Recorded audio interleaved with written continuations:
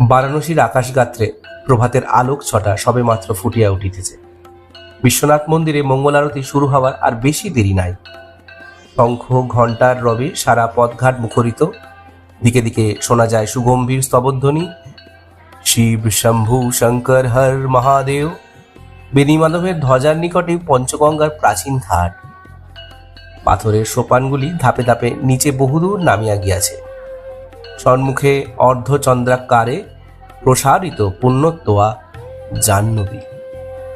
ভক্ত মুমুক্ষু নরনারী রোজই দলে দলে স্নানান্তে এই ঘাটের ওপরে উঠিয়া আসে। মহাকায় উলঙ্গ সন্ন্যাসীর চরণে তাহারা নিবেদন করে সশ্রদ্ধ প্রণতি।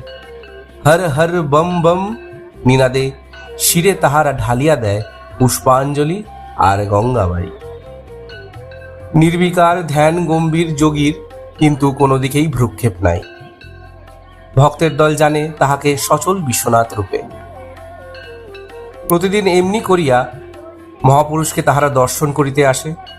সমাধিমগ্ন নিষ্পন্দ দেহে অর্পণ করে শ্রদ্ধার্ঘ্য, কৃতার্থ হইয়া গৃহে ফিরিয়া যায়।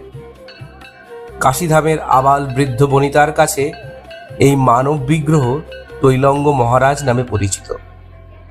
প্রায় 150 বৎসর ধরিয়া এই শিবপুরীতে তিনি বিরাজমান। যোগেশ্বর মহাপুরুষ বলিয়া লোকে তাহাকে শ্রদ্ধা ও বিস্ময়ের চোখে দেখে, তেমনি জানে পরম আত্মনন রূপে। আপদ বিপদ সংকটের দিনে এই মহাত্মারই পরমাশ্রয় তাহারা দিনের পর